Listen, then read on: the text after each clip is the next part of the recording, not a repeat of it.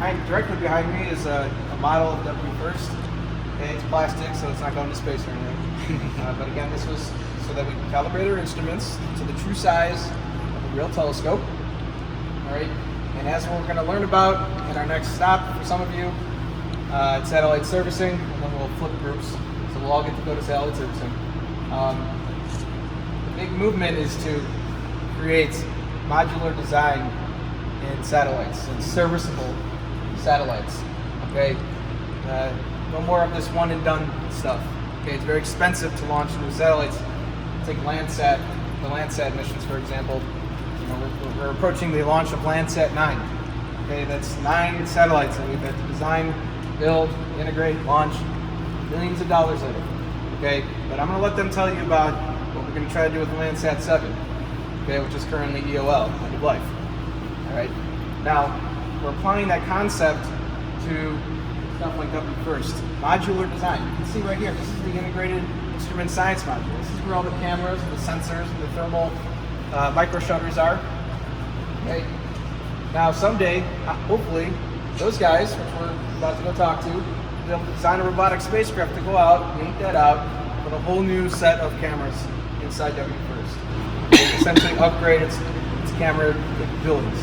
All right. Now we've done that with Hubble, but it took a whole crude space shuttle to do so. Okay, this is an older design. Okay, but it's very successful. Okay, and that team that did those Hubble servicing missions spun off the satellite servicing robotics division. Okay, so now instead of having humans do the work, we'll have robots. Okay, we're approaching the flagship mission, the first technology demonstration very soon for STORE-L. We're going to tell you all about that. So let's show you guys the capabilities of WFIRST. Okay. Again, WFIRST is coming after James Webb. Okay, we're looking at 2025 projected launch. I wouldn't hold my breath on that one. Budgetary, politics, all of that comes into it. But the good news is that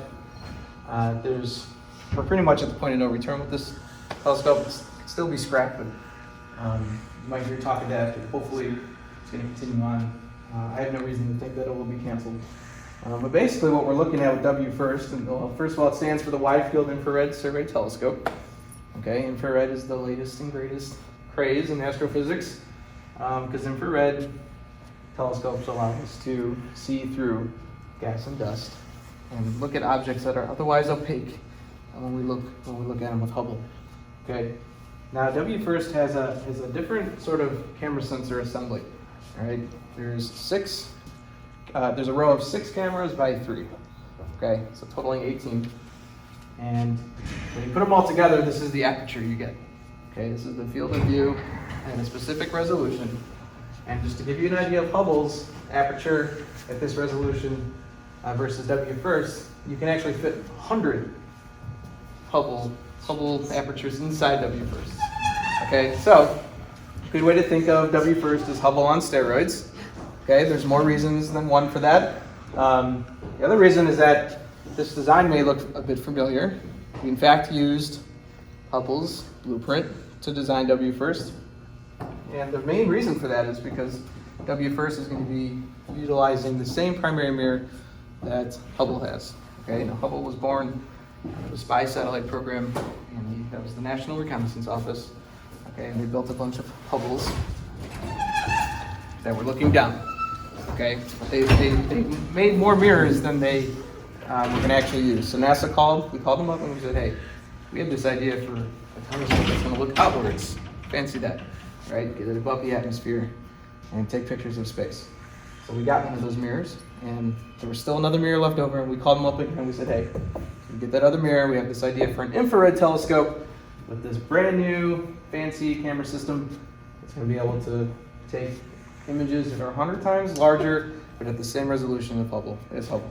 Okay, so this is maybe a familiar image if you've seen it before. This is Andromeda. Okay, our nearest galactic neighbor, 2.5 million light years away. And Hubble, a few years ago, the Hubble team said, "Hey, let's try to get a super high resolution image of Andromeda. It's the nearest galaxy. We think the Milky Way looks a lot like Andromeda. Let's see what we can do by taking over 8,000 exposures with 400 distinct pointings at Andromeda." okay, and creating this mosaic. This mosaic image, you can see it's not complete, okay, so we have to zoom in, take a photo at multiple exposures, and so on and so forth over 400 times to produce this image you see. Okay, this took a few months, and Hubble time is very valuable, very competitive.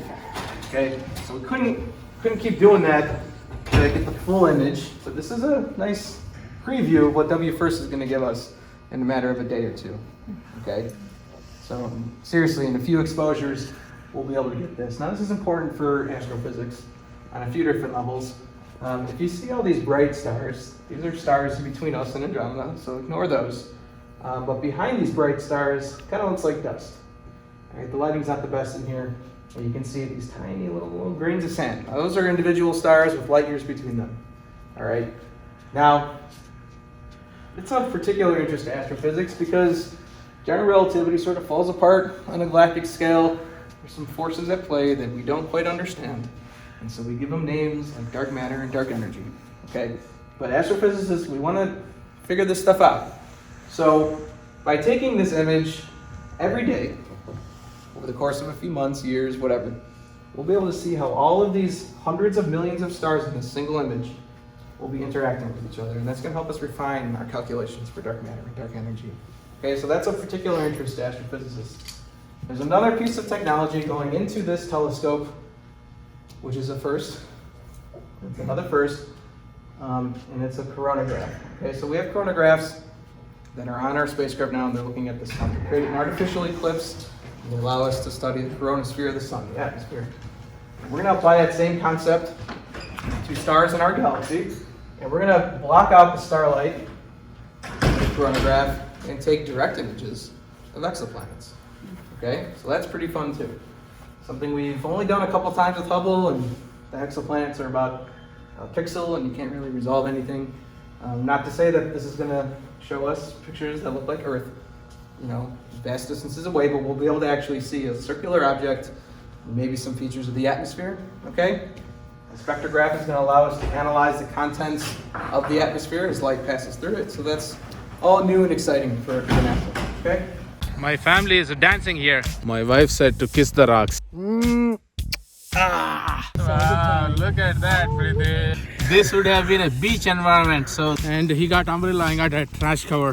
This is definitely a wow place. Everybody's saying wow. This is the first of the kind in our lifetime. I mean, damn.